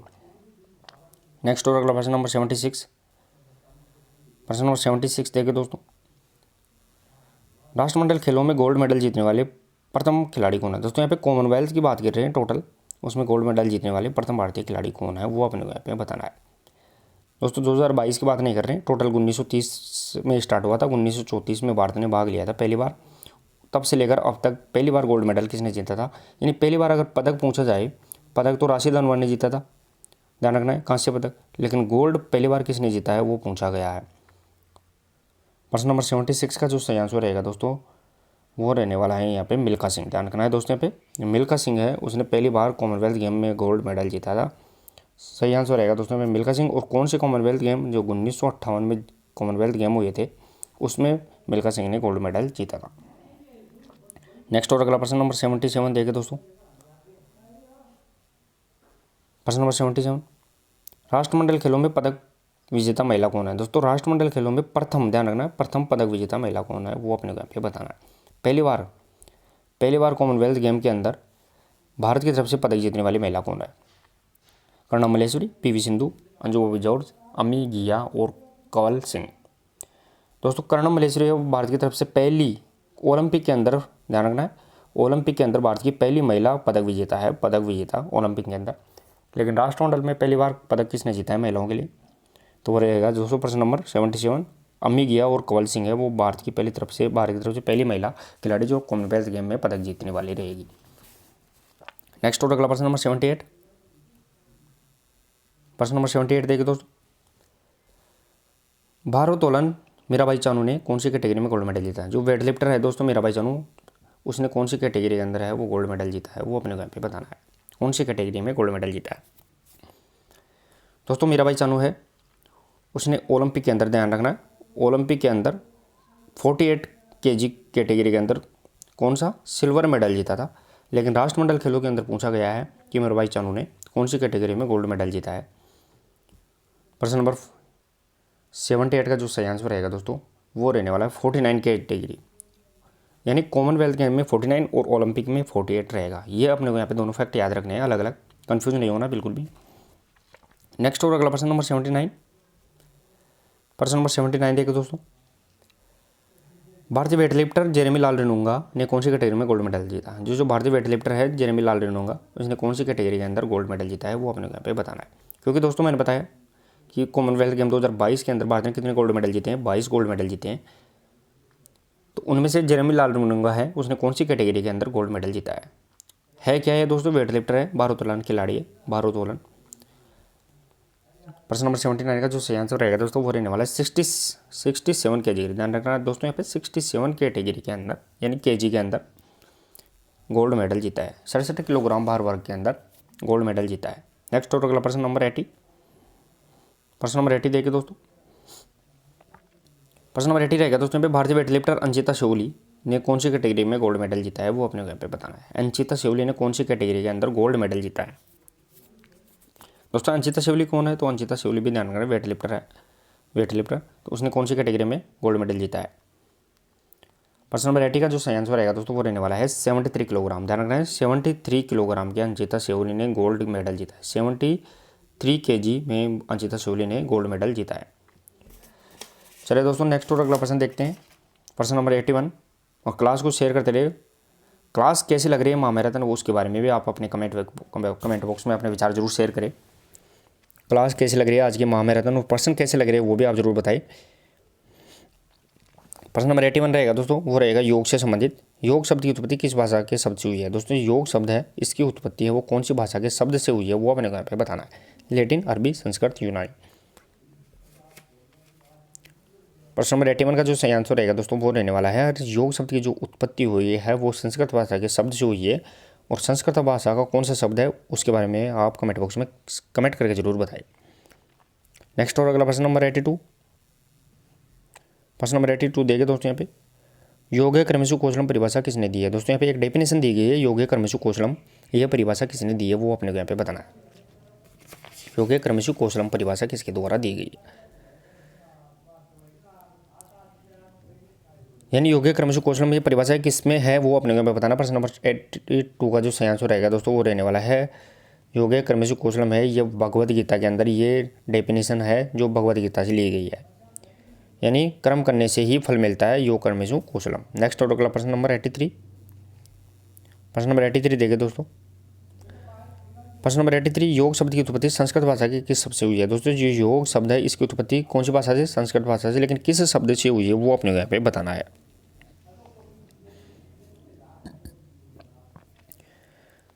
प्रश्न नंबर 83 का जो सही आंसर रहेगा दोस्तों वो रहने वाला है युज शब्द से हुई है। संस्कृत भाषा का कौन सा शब्द है दोस्तों? युज शब्द, जिसका अर्थ क्या होता है? जिसका अर्थ जोड़ना, ध्यान रखना है, जिसका अर्थ जोड़ना होता है या फिर संयोजन, संयोजन होता है। ध्यान रखना दोनों शब्द आ सकते हैं युज शब्द के, या तो जोड़ना या फिर संयोजन।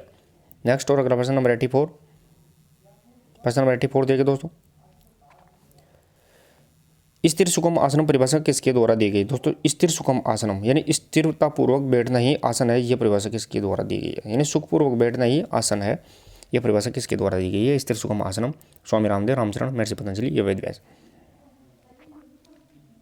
स्थिर सुखम आसनम। प्रश्न नंबर 84 का जो सही आंसर रहेगा दोस्तों महर्षि पतंजलि के द्वारा परिभाषा दी गई है कि स्थिरता पूर्वक बैठना ही आसन है, यानी सुखपूर्वक बैठना ही आसन है, वो महर्षि पतंजलि के द्वारा दी गई है। नेक्स्ट और अगला प्रश्न नंबर 85। प्रश्न नंबर 85 देखिए दोस्तों, योगचित वर्ती च निरोधा परिभाषा किसके द्वारा दी गई? दोस्तों योगचित वर्ती च निरोधा, यह परिभाषा डेफिनेशन है वो किसके द्वारा दी गई है वो अपने यहाँ पे बताना है। योगचित वर्ती च निरोधा यानी मन के सभी वृत्तियों पर नियंत्रण करना ही योग है, वो किसके द्वारा दी गई है।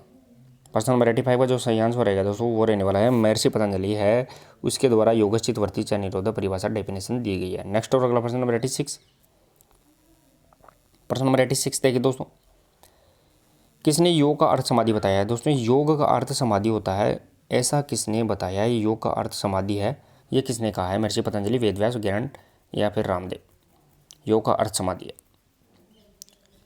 प्रश्न नंबर 86 का सही आंसर रहेगा दोस्तों महर्षि वेद व्यास के द्वारा बताया गया है कि योग का अर्थ क्या है, तो वो समाधि रहेगा। यानी योग की अंतिम प्रकाष्ठा क्या है, तो वो अंतिम प्रकाष्ठा समाधि रहेगी, ये कहने वाला वेद व्यास रहेगा दोस्तों।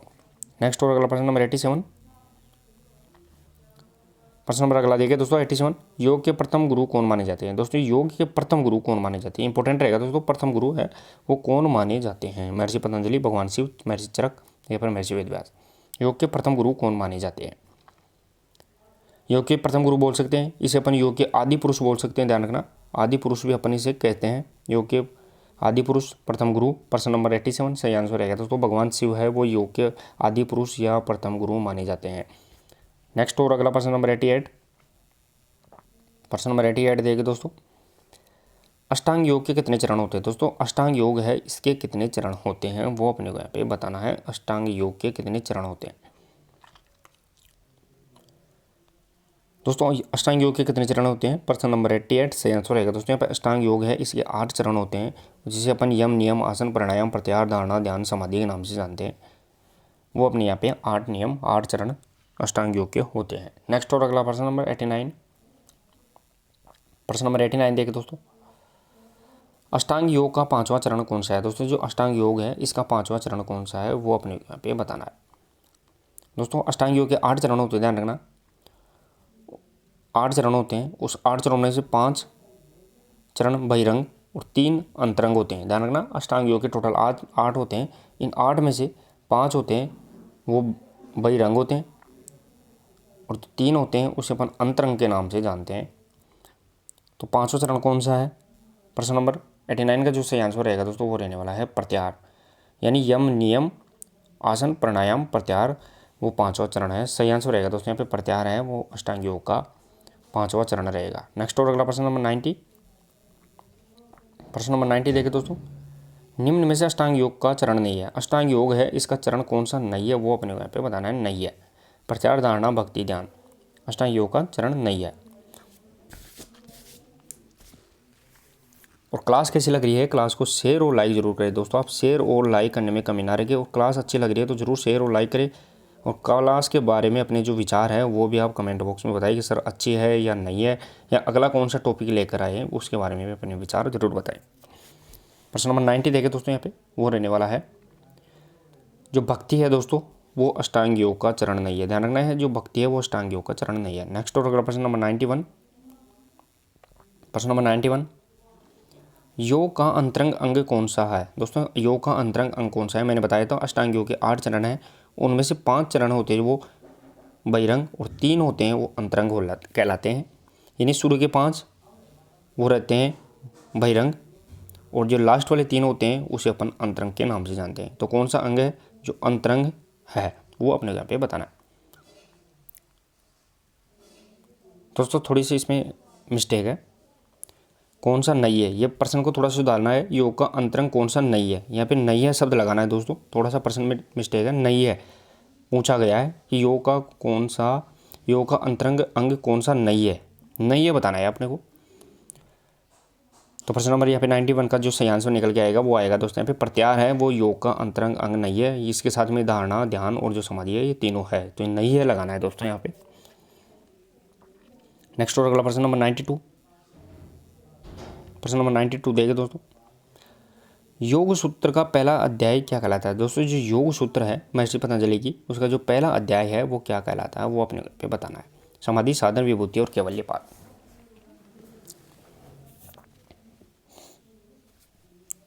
प्रश्न नंबर 92 का जो सही आंसर रहेगा दोस्तों वो रहने वाला है पहला अध्याय होता है वो समाधि, फिर साधन, फिर विभूति और फिर कैवल्य। ध्यान रखना है दोस्तों यहाँ पे पहला समाधि, फिर साधन, फिर विभूति और लास्ट वाला होता है वो कैवल्यपाद। ये 4 पाद होते हैं दोस्तों, समाधि, साधन, विभूति और कैवल्यपाद, जिसमें 196 ध्यान रखना 196 योग सूत्र इसके अंदर संकलित किए गए हैं। नेक्स्ट और अगला प्रश्न नंबर 93, प्रश्न नंबर 93 देखिए दोस्तों, आधुनिक योग के जनक किसे कहा जाता है। युग नहीं है दोस्तों, योग है, थोड़ा सा टाइपिंग मिस्टेक। तो आधुनिक योग है, इस योग का जनक किसे कहते हैं वो अपने को यहाँ पे बताना है। आधुनिक योग का जनक किसे कहते हैं। प्रश्न नंबर 93 इजी रहेगा दोस्तों, सही आंसर रहेगा दोस्तों यहाँ पे महर्षि पतंजलि है वो आधुनिक योग के जनक है। ध्यान रखना है साथ ही में योग के जनक कौन है, योग का आदि पुरुष है वो शिव, भगवान शिव रहेगा दोस्तों। नेक्स्ट और अगला प्रश्न नंबर 94, प्रश्न नंबर 94 देखिए दोस्तों, प्रथम विश्व योग दिवस कब मनाया गया दोस्तों? जो प्रथम विश्व योग दिवस है वो कब मनाया गया है वो अपने को यहाँ पे बताना है। प्रथम विश्व योग दिवस, प्रथम विश्व योग दिवस कब मनाया गया था? प्रश्न नंबर 94 का जो सही आंसर रहेगा दोस्तों वो रहने वाला है प्रथम विश्व योग दिवस है दोस्तों वो 21 जून 2015, ध्यान रखना है 21 जून 2015 को मनाया गया था। लेकिन पहली बार इसकी घोषणा कब की गई थी मनाने की? यूएनओ के द्वारा, तो 2014, ध्यान रखना है 2014 में इसकी यूएनओ, यूनाइटेड नेशंस ऑर्गेनाइजेशन है, इसके द्वारा इसकी घोषणा की गई थी। नेक्स्ट और अगला प्रश्न नंबर 95, प्रश्न नंबर 95 देखिए दोस्तों, एकाग्रता के लिए सबसे उत्तम योग कौन सा है? दोस्तों एकाग्रता कॉन्सेंट्रेशन के लिए जो सबसे उत्तम योग है वो कौन सा है वो अपने को यहाँ पे बताना है। भक्ति, ज्ञान, राज या हठ योग? कॉन्सेंट्रेशन यानी एकाग्रचित के लिए सबसे उत्तम योग कौन सा माना जाता है? प्रश्न नंबर 95 का जो सही आंसर रहेगा दोस्तों वो राजयोग है, ध्यान रखना है। सबसे उत्तम योग एकाग्रता के लिए, कंसंट्रेंसी के लिए वो राजयोग माना जाता है। नेक्स्ट और अगला प्रश्न नंबर 96, प्रश्न नंबर 96 देखिए दोस्तों, यम का कौन सा भाग नहीं है? दोस्तों यहाँ पे यम का कौन सा भाग नहीं है वो अपने को यहाँ पे बताना है। दोस्तों अष्टांग योग में 8 चरण है जिसमें पहला यम, दूसरा नियम, ध्यान रखना है पहला यम दूसरा नियम, और यम के भी 5 भाग होते हैं और नियम के भी 5 भाग होते हैं। तो यम का कौन सा भाग नहीं है वो अपने को यहाँ पे बताना है प्रश्न नंबर 96 के बारे में। और सही आंसर रहेगा दोस्तों वो रहने वाला है स्वाध्याय है, वो यहाँ पे यम का भाग नहीं रहेगा दोस्तों, यहाँ पे यम के भाग नहीं है। नेक्स्ट और अगला प्रश्न नंबर 97, प्रश्न नंबर 97 देखिए दोस्तों, नियम का संबंध किससे होता है? दोस्तों जो नियम है इसका संबंध किससे होता है वो अपने को यहाँ पे बताना है। दोस्तों यम का पहला, अष्टांग योग का पहला भाग यम और दूसरा नियम, दोनों के 5-5 भाग होते हैं, लेकिन यम किससे संबंधित है, नियम किससे संबंधित है वो अपने को यहाँ पे बताना है। तो यम का जो संबंध होता है प्रश्न नंबर 97 का वो ध्यान रखना है दोस्तों, नियम का संबंध होता है वो रहेगा व्यक्तिगत अनुशासन से। 97 का सही आंसर रहेगा दोस्तों यहाँ पे व्यक्तिगत अनुशासन से संबंधित होता है नियम का भाग। नेक्स्ट और अगला प्रश्न नंबर 98 देखिए दोस्तों, यम का संबंध किससे है? दोस्तों यम के बारे में पूछा गया है कि यम का संबंध किससे है वो अपने को यहाँ पे बताना। दोस्तों इससे पहले अपन नियम के बारे में देख लिया कि नियम का संबंध किससे है, तो वो व्यक्तिगत अनुशासन से है, व्यक्तिगत अनुशासन से। लेकिन नियम का संबंध, यम का संबंध किससे है, तो वो इसका सही आंसर रहेगा दोस्तों सामाजिक अनुशासन से। 98 का सही आंसर रहेगा दोस्तों सामाजिक अनुशासन से यम का संबंध होता है।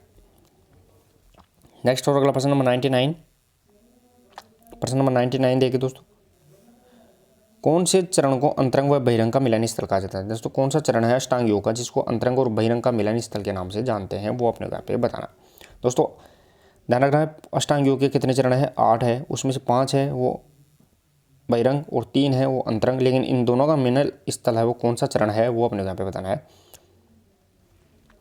तो प्रश्न नंबर 99 का जो सही आंसर रहेगा दोस्तों वो रहने वाला है प्रत्याहार है, जिसे अपन अंतरंग और बहिरंग दोनों का मिलन स्थल कहते हैं, वो अपने को पे फैक्ट याद रखना है। नेक्स्ट और अगला प्रश्न नंबर 100 देखिए दोस्तों, प्रश्न नंबर 100, मन की वृत्तियों पर नियंत्रण करना ही योग है किसके द्वारा कहा गया है? यानी मन की वृत्तियों पर नियंत्रण करना ही योग है, ये किसके द्वारा कहा गया है? अगर इसकी परिभाषा के तौर पर देखें तो योगज चित्तवृत्ति च निरोध है, ध्यान रखना यार, योगज चित्तवृत्ति च निरोध है, ये परिभाषा किसके द्वारा दी गई है? इसका अर्थ है योग की मन की वृत्तियों पर नियंत्रण रखना ही योग है। प्रश्न नंबर यहाँ पे 100 और सही आंसर रहेगा दोस्तों यहाँ पे महर्षि पतंजलि, ध्यान रखना है महर्षि पतंजलि के द्वारा ये डेफिनेशन या परिभाषा दी गई है। नेक्स्ट और अगला प्रश्न नंबर 101 देखिए दोस्तों, प्रश्न नंबर 101, गैरंट संहिता के अनुसार हठ योग, ध्यान रखना है गैरंट संहिता के अनुसार हठ योग का प्रथम चरण कौन सा होता है वो अपने यहाँ पे बताना है। हठ योग का प्रथम चरण कौन सा होता है? गैरंट संहिता के अनुसार हठ योग का प्रथम चरण कौन सा है? यम, नियम, शुद्धि क्रिया या प्राणायाम? प्रश्न नंबर 101 का सही आंसर रहेगा दोस्तों यहाँ पे वो रहेगा शुद्धि क्रिया है, वो हठ योग का प्रथम चरण रहेगा गैरंट संहिता के अकॉर्डिंग। नेक्स्ट और अगला प्रश्न नंबर 102, प्रश्न नंबर 102 देखिए दोस्तों, कठोपनिषद के अनुसार योग की परिभाषा कौन सी है? दोस्तों जो कठोपनिषद है इस कठोपनिषद के अनुसार योग की डेफिनेशन या परिभाषा है वो कौन सी रहेगी वो अपने घर पे बताना। इंद्रियों पर नियंत्रण, मन पर नियंत्रण, बुद्धि पर नियंत्रण या फिर उपरोक्त सभी, कठोपनिषद के अनुसार। प्रश्न नंबर 102 का सही आंसर है क्या दोस्तों? उपरोक्त सभी है वो यहाँ पे कठोपनिषद के अनुसार योग की परिभाषा रहेगी, यानी इंद्रिया, मन और बुद्धि। इंद्रिया, मन और जो बुद्धि है, तीनों पर नियंत्रण होता है, तो वो कठोपनिषद के अनुसार योग कहलाता है। नेक्स्ट और अगला प्रश्न नंबर 103। प्रश्न नंबर 103 देखें दोस्तों यहाँ पे, ज्ञान योग का सर्वश्रेष्ठ ग्रंथ कौन सा है? दोस्तों जो ज्ञान योग है इसका सर्वश्रेष्ठ ग्रंथ है वो कौन सा है, वो अपने यहाँ पे बताना है। ज्ञान योग का सर्वश्रेष्ठ ग्रंथ कौन सा है? इजी रहेगा दोस्तों। प्रश्न नंबर 103 से थोड़ा सा भी अगर आपने दिमाग लगाया है तो इजी रहेगा। प्रश्न नंबर 103 और सही आंसर रहेगा दोस्तों, जो भगवद गीता है वो ज्ञान योग का सर्वश्रेष्ठ ग्रंथ कहलाता है। नेक्स्ट और अगला प्रश्न नंबर 104। प्रश्न नंबर 104 दिए गए दोस्तों यहाँ पे, हठ योग के अंतरंग योग के रूप में कौन सा है? दोस्तों हठ योग है, इस हठ योग के अंतरंग है, उसका रूप कौन सा है वो अपने यहाँ पे बताना है। प्राणायाम, प्रत्याहार, ध्यान या यम। प्रश्न नंबर 104 का जो सही आंसर रहेगा दोस्तों वो रहने वाला है, जो ध्यान है वो हठ योग के अनुसार अंतरंग योग का रूप रहेगा, प्रकार रहेगा, चरण रहेगा। नेक्स्ट और अगला प्रश्न नंबर 105। प्रश्न नंबर 105 देखिए दोस्तों, भारत के बाहर प्रथम योग यूनिवर्सिटी का नाम क्या है? दोस्तों जो भारत है, भारत के बाहर प्रथम योग यूनिवर्सिटी है, इसका नाम क्या है वो अपने यहाँ पे बताना है, भारत के बाहर। प्रश्न नंबर 105 और सही आंसर रहेगा दोस्तों वो रहने वाला है लॉस एंजल्स, अमेरिका के अंदर है दोस्तों, ध्यान रखना है। और उसका नाम स्वामी विवेकानंद योग यूनिवर्सिटी, ध्यान रखना है। प्रश्न नंबर 105 का जो सही आंसर रहेगा दोस्तों, भारत के बाहर प्रथम योग यूनिवर्सिटी का क्या नाम है, तो वो रहेगा दोस्तों यहाँ पे स्वामी विवेकानंद योग यूनिवर्सिटी। सही आंसर रहेगा दोस्तों स्वामी विवेकानंद योग यूनिवर्सिटी 105 का। और ये कहाँ स्थित है, तो लॉस एंजल्स, ध्यान रखना है, अमेरिका में अंदर स्थित है। नेक्स्ट और अगला प्रश्न नंबर 106। प्रश्न नंबर 106 देखिए दोस्तों, भारत के बाहर प्रथम योग यूनिवर्सिटी की स्थापना कहाँ हुई? दोस्तों भारत के बाहर जो प्रथम योग यूनिवर्सिटी है इसकी स्थापना कहाँ हुई है वो अपने यहाँ पे बताना है। भारत के बाहर प्रथम योग यूनिवर्सिटी जिसे अपन स्वामी विवेकानंद योग यूनिवर्सिटी के नाम से जानते हैं, स्वामी विवेकानंद योग यूनिवर्सिटी, जिसकी स्थापना कहाँ हुई है? प्रश्न नंबर 106 सही आंसर रहेगा लॉस एंजल्स, यानी अमेरिका के अंदर लॉस एंजल्स में भारत के बाहर पहली योग यूनिवर्सिटी रहेगी। नेक्स्ट और अगला प्रश्न नंबर 107, 107 देखें दोस्तों, विश्व योग दिवस बनाने की घोषणा कब हुई? दोस्तों यहाँ पे विश्व योग दिवस है उसकी बनाने की घोषणा कब हुई है वो अपने यहाँ पे बताना है। लेकिन पहली बार बनाया कब गया था? 21 जून 2015, ध्यान रखना है, 21 जून 2015 पहली बार बनाया गया था। लेकिन इसकी घोषणा कब की गई थी वो अपने को यहाँ पे बताना है। प्रश्न नंबर 107 का सही आंसर रहेगा दोस्तों यहाँ पे 11 दिसंबर 2014 को है वो पहली बार यूएनओ के द्वारा मनाने की है वो घोषणा यूएनओ के द्वारा, ध्यान रखना, की गई थी। नेक्स्ट और अगला प्रश्न नंबर 108। प्रश्न नंबर 108 देखिए दोस्तों, योग की अंतिम प्रकाष्ठा कौन सी होती है? दोस्तों योग है, योग की अंतिम प्रकाष्ठा यानी योग जो साधक होता है, इस साधक का अंतिम लक्ष्य क्या होता है? अंतिम लक्ष्य है वो क्या होता है, अंतिम प्रकाष्ठा क्या होती है? यम नियम, यम समाधि, ध्यान, प्रत्याहार। प्रश्न नंबर 108 का जो सही आंसर रहेगा दोस्तों वो रहने वाला है समाधि होती है दोस्तों, वो अंतिम प्रकाष्ठा होती है किसी भी साधक का, वो अपने को फिर फैक्ट याद रखना है। नेक्स्ट और अगला प्रश्न नंबर 109। प्रश्न नंबर 109 देखे दोस्तों, अष्टांग योग का छठा चरण कौन सा है? दोस्तों जो अष्टांग योग है इसका छठा चरण कौन सा है वो अपने यहाँ पे बताना है, छठा चरण। दोस्तों यम नियम, आसन, प्राणायाम, प्रत्याहार, धारणा, ध्यान, समाधि होता है, तो यम छठा चरण कौन सा है वो अपने यहाँ पे बताना है। प्रश्न नंबर 109 सही आंसर रहेगा दोस्तों यहाँ पे धारणा, ध्यान रखना है, धारणा है वो अष्टांग योग का छठा चरण कहलाता है। नेक्स्ट और अगला प्रश्न नंबर 110। अगला प्रश्न नंबर 110 देखिए दोस्तों यहाँ पे, योग में समाधि का अर्थ क्या होता है? दोस्तों योग है, इस योग में समाधि का अर्थ क्या होता है? योग होती है योग की अंतिम प्रकाष्ठा समाधि, और इसका अर्थ क्या है वो अपने यहाँ पे बताना है। दोस्तों योग है, योग की अंतिम प्रकाष्ठा क्या होती है? वो समाधि होती है, 8वां चरण समाधि, और जो समाधि है इस समाधि का अर्थ क्या है वो अपने यहाँ पे बताना है। प्रश्न नंबर 110 का जो सही आंसर रहेगा दोस्तों स्व एहसास, यानी अपने आप में ही लीन होना, स्व एहसास, वो यहाँ पे ध्यान रखना है, योग की अंतिम प्रकाष्ठा होती है। योग का अर्थ या समाधि का अर्थ होता है स्व एहसास। नेक्स्ट और अगला प्रश्न नंबर 111 देखिए दोस्तों, प्रश्न नंबर 111। प्रश्न नंबर 111 रहेगा दोस्तों, गति के नियम का प्रतिपादक कौन है? दोस्तों जो गति है, गति के नियमों का प्रतिपादन किसके द्वारा किया गया था? दोस्तों आप जुड़े रहिए, महा मैराथन, आप संडे के द्वारा जो महा मैराथन है उसमें आप जुड़े रहिए, इंपॉर्टेंट क्वेश्चन आपके लिए साबित होंगे दोस्तों। ज़्यादातर क्वेश्चन यहाँ से आपकी आज की प्रश्नोत्तरी में बहुत से क्वेश्चन आपको सीधे सीधे देखने को मिलते हैं, और लगभग शारीरिक शिक्षा ग्रेड 2022, 18 या 2013 है उनमें भी देखने को मिले थे। तो आप प्रश्नों से जुड़े रहे। गति के नियमों का प्रतिपादक कौन है? प्रश्न नंबर यहाँ पे 111 का सही आंसर रहेगा दोस्तों। न्यूटन है वो गति के नियमों का प्रतिपादक रहेगा और न्यूटन ने 3 गति के नियम प्रतिपादित किए थे। नेक्स्ट और अगला नंबर 112 देखिए दोस्तों यहाँ पे। प्रश्न नंबर 112, मनुष्य के शरीर में अधिकतम उत्तोलक होते हैं दोस्तों, यानी मनुष्य के शरीर में जो अधिकतम उत्तोलक है वो कौन सा होता है, वो अपने यहाँ पे बताना है। कौन सी श्रेणी का उत्तोलक लीवर पाया जाता है, कौन सा लीवर सबसे ज़्यादा पाया जाता है। प्रश्न नंबर 112 का सही आंसर रहेगा दोस्तों यहाँ पे वो थर्ड श्रेणी है। तृतीय श्रेणी उत्तोलक होता है मनुष्य के शरीर में सबसे ज़्यादा होता है। साथ ही में दोस्तों मैं आपको बता दूँ सबसे कम उत्तोलक कौन सा होता है, तो द्वितीय श्रेणी उत्तोलक है वो सबसे कम पाया जाता है। नेक्स्ट और अगला प्रश्न नंबर 113 देखिए दोस्तों। प्रश्न नंबर 113, द्वितीय श्रेणी के लीवर में होता है दोस्तों, जो द्वितीय श्रेणी का लीवर होता है उसमें क्या होता है, मध्य में क्या होता है, ये पूछा गया है। मध्य में क्या होता है?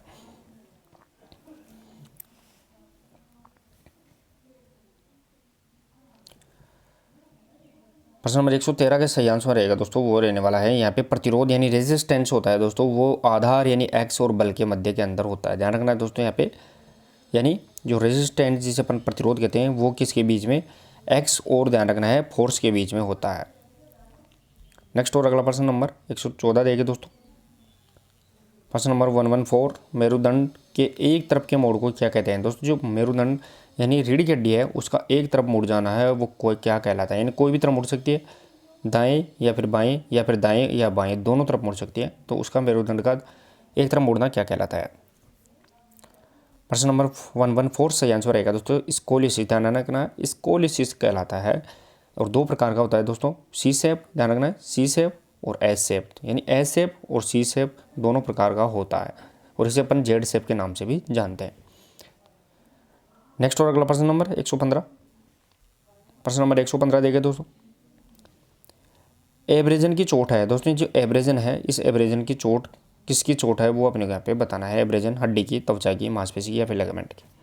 एब्रेजन का अर्थ क्या होता है दोस्तों? खरोंच होता है, खरोंच, ध्यान रखना है। और खरोंच किसकी चोट रहेगी? प्रश्न नंबर 115 सही आंसर रहेगा दोस्तों यहाँ पे स्किन या त्वचा की चोट रहेगी एब्रेजन, जिसे अपन खरोंच के नाम से जानते हैं। नेक्स्ट और अगला प्रश्न नंबर 116। प्रश्न नंबर 116 देखिए दोस्तों। गति के तीसरे नियम को ऐसे भी जाना जाता है दोस्तों, जो गति है गति का जो तीसरा नियम है उसे अपन किस नाम से जानते हैं वो अपने यहाँ पे बताना है। गति का तीसरा नियम, प्रश्न नंबर 116 का सही आंसर रहेगा दोस्तों गति के तीसरा नियम है जिसे अपन क्रिया प्रतिक्रिया के नियम से, law of action and reaction के नाम से जानते हैं। नेक्स्ट और अगला प्रश्न नंबर 117 देखिए दोस्तों। प्रश्न नंबर 117, मोच के उपचार के लिए सबसे अच्छा तुरंत उपचार क्या है दोस्तों? जो मोच हो जाती है, मोच लग जाती है, मोच को अपन स्प्रेन के नाम से जानते हैं, स्प्रेन। तो स्प्रेन में मोच में सबसे तुरंत उपचार अच्छा कौन सा है वो अपने यहाँ पे बताना है। गर्म पानी, बर्फ पानी, जल चिकित्सा, मिट्टी से उपचार। प्रश्न नंबर 117 का सही आंसर रहेगा दोस्तों बर्फ के द्वारा यानी आइस के द्वारा जो उपचार दिया जाता है तुरंत 48 घंटे तक, वो यहाँ पे ध्यान रखना है, आइस के द्वारा उपचार दिया जाना चाहिए। नेक्स्ट और अगला प्रश्न नंबर 118। प्रश्न नंबर 118 देखिए दोस्तों। शारीरिक शिक्षा के लक्ष्य है दोस्तों, जो फिजिकल एजुकेशन है इसके लक्ष्य क्या है वो अपने यहाँ पे बताना है। स्वास्थ्य का सुधार, दीर्घायु, संपूर्ण व्यक्तित्व का विकास या नाड़ी मांसपेशियों का विकास। फिजिकल एजुकेशन का एम है, जो लक्ष्य है दोस्तों वो क्या होता है। नेक्स्ट प्रश्न नंबर 118 सही आंसर रहेगा दोस्तों यहाँ पे व्यक्तित्व का संपूर्ण विकास यानी होल डेवलपमेंट ऑफ ह्यूमन का है, व्यक्ति का टोटल डेवलपमेंट है, होल डेवलपमेंट करना चाहिए, वो फिजिकल एजुकेशन का लक्ष्य उद्देश्य पर्पज होता है। नेक्स्ट और अगला प्रश्न नंबर 119। प्रश्न नंबर 119 देखिए दोस्तों। खेल समाजशास्त्र का संबंध है, तो ये जो खेल समाजशास्त्र है, फिजिकल सोशियोलॉजी है, सॉरी स्पोर्ट्स सोशियोलॉजी है, इसका संबंध क्या है वो अपने यहाँ पे बताना है। खेल समाजशास्त्र का संबंध है। प्रश्न नंबर 119 और सही आंसर रहेगा दोस्तों समूह की आपसी तालमेल से। ध्यान रखना समाजशास्त्र का जो संबंध होता है खेल के अंदर वो समूह यानी ग्रुप होता है, टीम होती है, उनके आपसी तालमेल के कोऑर्डिनेशन से संबंधित होता है। नेक्स्ट और अगला प्रश्न नंबर 120। प्रश्न नंबर 120 देखिए दोस्तों। शारीरिक शिक्षा का संबंध है यानी फिजिकल एजुकेशन का संबंध किससे वो अपने यहाँ पे बताना है। विज्ञान शिक्षा से, प्रौढ़ शिक्षा से, स्वास्थ्य शिक्षा या सभी के लिए शिक्षा से। दोस्तों शारीरिक शिक्षा का संबंध किससे है, फिजिकल एजुकेशन का संबंध किससे है। प्रश्न नंबर 120 और सही आंसर रहेगा दोस्तों यहाँ पे सभी के लिए शिक्षा है, वो यहाँ पे ध्यान रखना है, वो फिजिकल एजुकेशन रहेगी। तो चलिए दोस्तों 120 प्रश्नों का अपन एनालिसिस करेंगे, ज़्यादा टाइम नहीं लेंगे अब। तो कितना स्कोर आप कर पाए हैं वो आप कमेंट बॉक्स में बताइए। और क्लास कैसी अच्छी लगी है उसके लिए आप शेयर और लाइक करके जरूर आइए। अगर अच्छी लगे तो शेयर लाइक करें और कमेंट बॉक्स में आप अपने विचार भी जरूर शेयर करते रहे। दोस्तों क्लास खत्म होने के बाद आप अपने विचार करके जरूर बताइए कि अगला टॉपिक है वो किससे संबंधित अपन प्रश्न उत्तरी में लेकर आए। तो मिलते हैं दोस्तों कल एक नेक्स्ट और इंपॉर्टेंट प्रश्न उत्तरी के साथ। तब तक के लिए धन्यवाद। Thank you so much.